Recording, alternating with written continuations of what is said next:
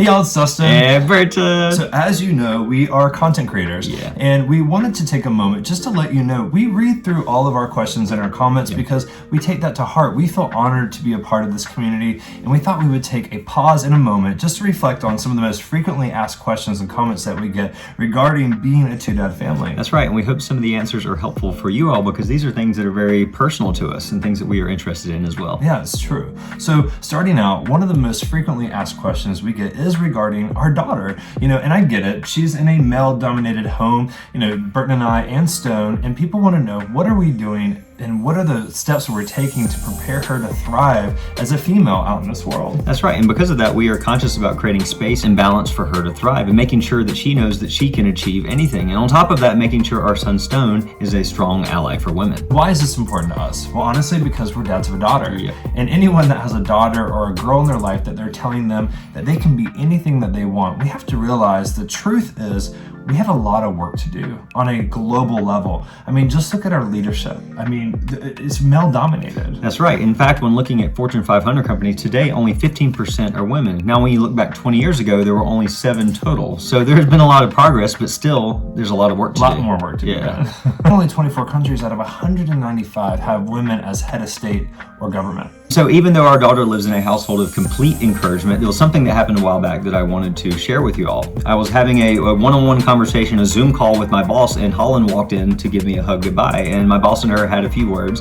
But then what happened later that night is that Holland was surprised that my boss was a woman. And we're not sure where she got that impression because women can absolutely be bosses, right? Yeah, we were sitting there saying, your Nana is a boss. Right. Your Mimi is a boss. There's so many amazing women in leadership, but we were surprised that she was surprised. Absolutely. And that just shows that, maybe she's just getting that because culturally we need to have these conversations for change. And beyond leadership, women in the workplace face far more significant barriers once they're actually in the workplace. In fact, 59% of women face non-inclusive behavior at work, and 3 in 5 women experience harassment and microaggressions while in the workplace. Oh my goodness, those numbers are so worrisome. But I feel like it's important for us to shine a light on those numbers so that we can continue this conversation for all the Hollands of the world, for the women out there, until there's actual change. Yep. Another question we get all the time is, do you have different concerns for your son versus your daughter, and how are we helping prepare them for the world? I think as a parent,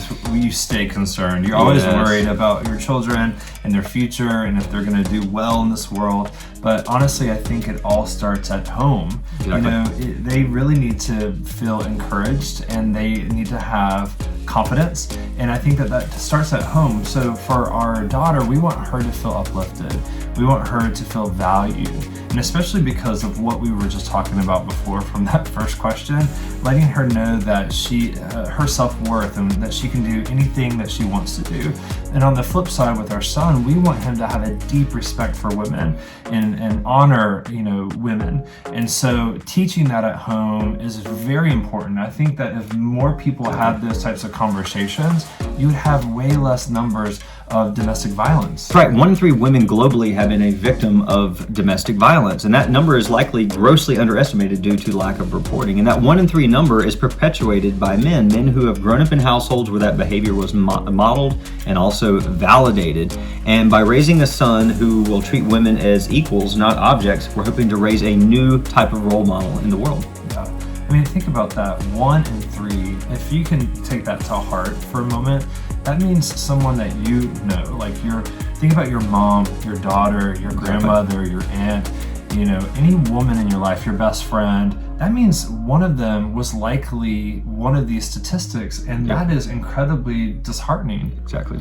So another question that we get is what it's like being 2 gay men, 2 gay dads in the South, because that's where we live. We live in North Carolina. And I have to say, now I feel like it's been great. But, I don't think that that's always been the case. We definitely had to come out of the place where we did feel judged because of our backgrounds, right? So we grew up in a very conservative area, especially me. And so having to kind of dissect that and find my own rhythm and path has been the hardest part about being, raised in the South. But I think as 2 grown adult men, we have been really embraced by our community. Yep. We have felt loved, our children have felt loved, And I can't say that's probably the case everywhere right. in the South or everywhere in North Carolina, but we're kind of in this bubble. Yeah, I was going to say. Right? We're in this bubble, and the community here has been incredibly loving to us, which is, well, why we're here. Yeah, yeah. And in fact, in our kids' school, there are another set of parents that are same-sex parents that our kids go to school with in the same classroom. There's only 2 classrooms. And they're twins. They're just twins. like ours, boy-girl twin. Yeah. And so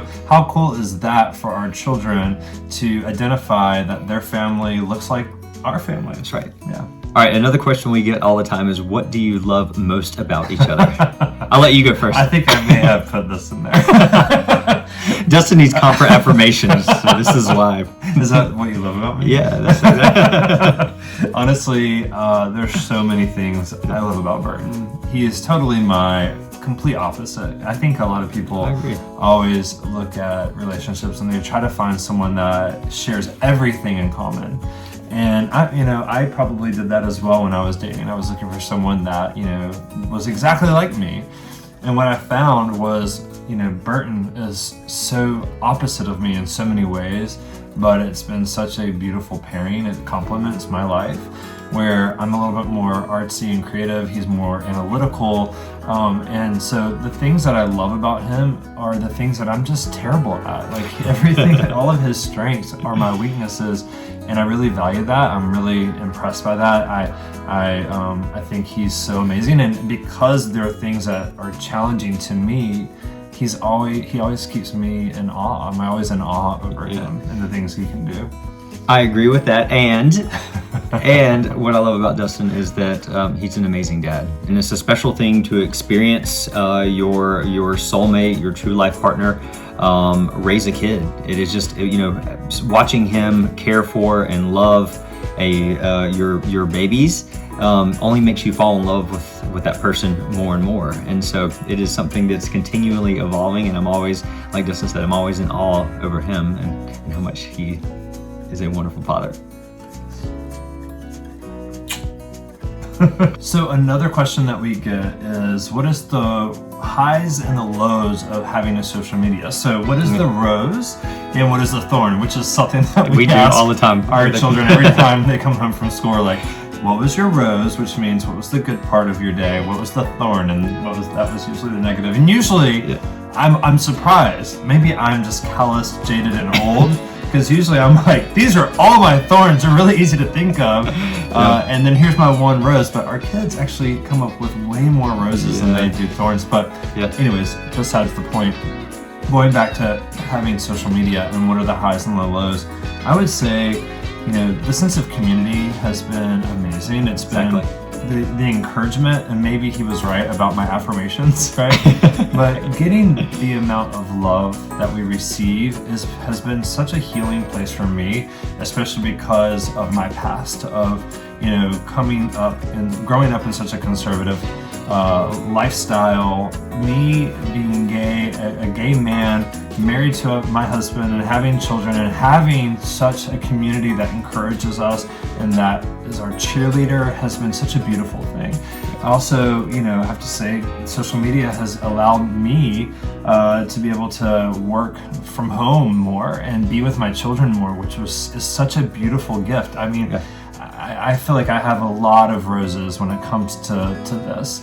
I think the thorn. Oh, so go ahead. I'll say that another rose here is that visibility, right? We have visibility to our lifestyle, two-dad family, with kids, of course, and what that shows is that we get a lot of people who reach out independently, who may be they may be young. We have, for instance, we had someone who was in their teens, early teens, who were coming out to their parents, and they used our YouTube as a way to come out. They showed their parents the YouTube of us having just a fun weekend. It was just two dads and the kids. And then afterwards, the kid said, "I want to be like them." Yeah. And then that's how he came out. Yeah. And that's just one example, but there's hundreds, maybe 1,000 by now examples of this, which is really sweet. Which helps us keep going, because I think on the flip side, the thorn part is being on all the time. Like at the end of the day, you have to remember we're dads.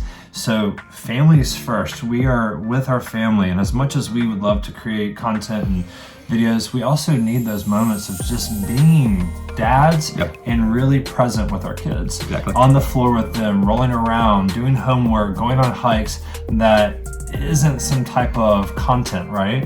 Having those moments are really, really important. So trying to find the balance between that all is sometimes challenging. Yeah, right? exactly. Yeah. But on the flip side, when I grew up, I have not a single video of myself when I grew up. Our kids have their full life documented so far. Yeah, I so know, they're going to be able to cool. look back, and it's actually really cute. They'll go. You will come into the room, and they'll be on the bed, and they'll be watching old YouTubes of a beach vacation or some other vacation, something that they forgot about because they were still young, right? They were 3 years old when we took this video. Remember. They don't remember, and so they're like, "Wow, this is really cool." And so they have a lot of really good memories that are wrapped up into YouTube's. You know, it was funny. The other day I was picking up our kids, and there were some older kids that were getting out of the school first, right? And I think this is just across the board. We're always, wanting the older kids to accept you. I remember feeling that way when I was younger. And so I think, our kids are in first grade, and there were some second and third graders like throwing a football. And I could tell Stone wanted to be included into that group. And so he kept walking over there, and they were kind of ignoring him, which Papa Bear did not like. But it was really cute. He kind of, as they started talking, he bragged and he was like, I have a YouTube, because YouTube is like such a big thing for kids these days. I mean, like, that's all our kids watch. Like, so all the kids, like every kid that I talk to, that's what they watch. And so hearing him so proud that he has a YouTube was really cute, and all the other kids were like, "Oh my goodness, really? You have a YouTube? That's so cool!" And that was his end. That was his end to like impress these older kids, which I thought was really cute. Very sweet. So we just wanted to say thank you. These are important topics to us. We love when we get comments and questions. We love to answer and be honest and truthful and transparent with you all, and this is our forum to do that. So thank you. You can keep the conversation going. Keep the comments coming. Ask questions. We'll keep doing these question and answers so that we can get to know each other a little better. And thank you so much for the love and the encouragement. We really appreciate all of you. So we will see you next time. Bye. Bye.